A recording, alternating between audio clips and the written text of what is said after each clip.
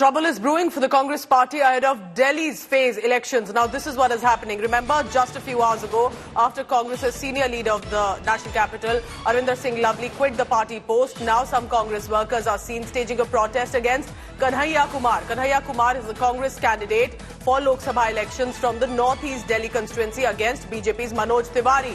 But where it gets interesting is the Congress workers are now protesting against the party's ticket to Kanhaiya Kumar, who's also been Jawaharlal Nehru Students' University's chief a few years ago.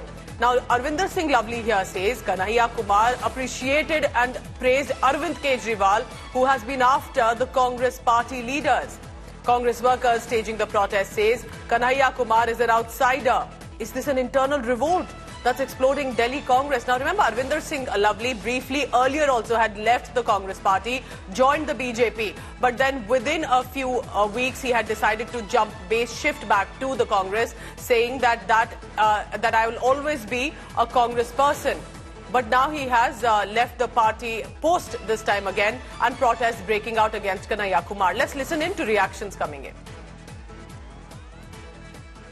ये सारा खेल सुभाष चोपड़ा का है। वो BJP से साथ coordination committee चला रहे थे और हम भी दूरी के फार्म हाउस पर ये पिछले 1 महीने से मीटिंगें चल रही। आपने देखा रवैया, आपको बावरिया जी से शिकायत हो सकती है। आप उस शिकायत को हाई कमांड जाइए और आप चुपचाप रिजाइन करके आ जाइए। आप बीजेपी को फायदा पहुंचाना चाहते हैं और आप कैंडिडेट बनना चाहते हैं, इसलिए ये सारा खेला किया गया है।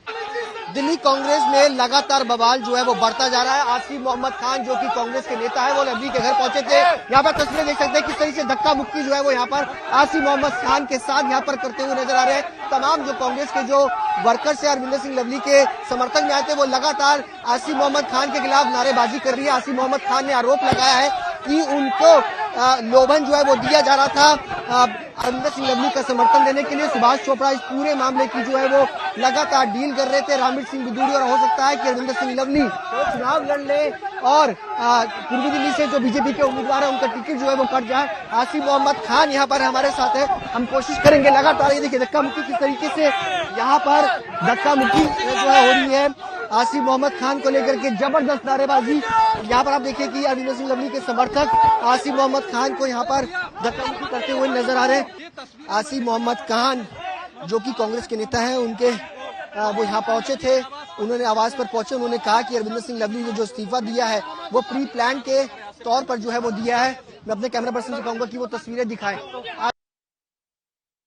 This is the biggest story this Sunday afternoon. Here's what has happened. Delhi Congress chief, who was also one of the closest aide to former Chief Minister of Delhi, Sheila Dikshit, Arvinder Singh Lovely, has resigned as Delhi Congress chief over the alliance with the Aam Aadmi Party for the Lok Sabha elections. There's a seat sharing in Delhi that has happened between Aam Aadmi Party and Congress. Now, Lovely has said Delhi Congress leaders were against alliance with the Aam Aadmi Party and has added that the AAP was a mere compromise as an alliance that took place for the elections. Lovely basically is highlighting how Congress leaders like Kanhaiya Kumar, who has been fielded now, has even praised Arvind Kejriwal without knowing the ground reality. And sources are now telling India Today that Congress chief Mallikarjun Kharge has instructed KC Venugopal to become the troubleshooter in this case, try to resolve the crisis, and calling Kanhaiya Kumar as an outsider. One faction of Congress supporters, this is not of course the whole party, but the one section, specifically Lovely supporters, they are protesting against party's decision to give Kanhaiya Kumar a ticket, and that's from Northeast Delhi. Another faction of Congress supporters are backing Kanhaiya Kumar. They are alleging that those protesting have been sent by the BJP, and this is all that has been planned out by the Bharatiya Janata Party. But at this point, taking a jibe at the Congress party, watching all this unfold, BJP has said Congress workers were rejecting high command culture in the party. Remember, Delhi's election phase is now approaching. This could become a huge trouble with Manoj Tiwari, incumbent MP, versus Kanhaiya Kumar in Northeast Delhi. Right outside Kanhaiya's newly being inaugurated office, a protest is breaking out by the Congress workers against Kanhaiya Kumar's nomination, against Kanhaiya Kumar's candidature. These are the Congress workers who have marched all the way to Babarpur in northeast Delhi, where under the India bloc, the Congress has given ticket to Kanhaiya Kumar. Now turning camera to 180 degree, just barely few steps, that's the office where you see the Congress workers have gathered. And this is the first election meeting of Kanhaiya Kumar with the workers, with the supporters. In fact, even Aam Aadmi Party local leaders and workers have also come here to support the India bloc. So clearly this explains the trouble within the Congress party just few days ahead as the elections due in Delhi, and already with the alliance we have seen the Congress president, state president resigning, and now the candidature of Kanhaiya Kumar is falling into trouble. We are keeping a very close updates on all these developments breaking out in the national capital. Her point पर तो मैं नहीं कोई प्रतिक्रिया दे पाऊंगा, लेकिन एक व्यक्तिगत पीड़ा है, एक कांग्रेस अध्यक्ष होके और एक कांग्रेस का कार्यकर्ता होके। दिल्ली में कांग्रेस ऐसी स्थिति में है कि हम संघर्षरत हैं। हम पिछले 8-10 साल से जो दुष्प्रचार हुआ कांग्रेस के खिलाफ, उसके बारे में वापस अपनी पुरानी साख को वापस लाने के लिए हम लोग संघर्ष कर रहे हैं। कांग्रेस का जो भी अध्यक्ष बना है, ये कोई ताज तो है नहीं, एक तरीके से कांटों का ताज है। उसके बावजूद पिछले 6-8 महीने में इन्होंने मेहनत करके खड़ी की, तो एक सबको ये लगा था कि धीरे धीरे कांग्रेस जो है जागृत हो रही है।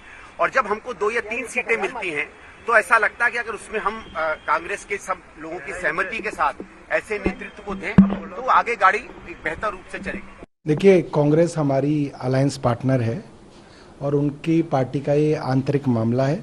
मुझे लगता है कि वही उसके बारे में बोलें तो वो ज्यादा बेहतर है। हर वो व्यक्ति जो भारत को विकसित राष्ट्र देखना चाहता है, हर वो व्यक्ति जो चाहता है कि मेरा भारत सुदृढ़ हो, सशक्त हो और एक ऐसे नेतृत्व के साथ काम करना चाहता है जिसमें भारत एक आगे बढ़ते हुए भारत सबको दिखे, तो ऐसे भारत में काम करने वाले किसी भी व्यक्ति का हम तो स्वागत करेंगे। कांग्रेस के अंदर सब ठीक ठाक नहीं है। कांग्रेस में जिस प्रकार से एक परिवार सबको चलाना चाहता है और परिवार ही तय करता है, उससे पार्टी के जो जमीनी नेता वो तंग है। वहां पर लोगों का सांस घुट रहा है, लोगों को घुटन हो रही है, इसलिए वो इस्तीफा दे रहे हैं। So was this India Today's interview that Kanhaiya Kumar had given that could have triggered this political meltdown? Remember that when India Today's Mausami Singh and Rahul Gautam spoke exclusively to Congress Northeast Delhi candidate Kanhaiya Kumar, it was at that point that he had praised Delhi Chief Minister Arvind Kejriwal. And soon after that, Arvinder Singh Lovely has decided to resign as Congress Delhi's chief, and Congress protesters are saying, why would he praise Arvind Kejriwal? Here at this point, listen in to that excerpt. पहले बार बार BJP कहती थी कि दिल्ली को हम पूर्ण राज्य का दर्जा देंगे, आज ये बात बोलना बंद कर दिए और टू द एक्सटेंड वहां तक चले गए। कहते हैं ना कि आपसे दुश्मनी में इस कदर दीवाने हुए कि जो सुप्रीम कोर्ट का फैसला था उसके खिलाफ अध्यादेश लेकर के आ गए।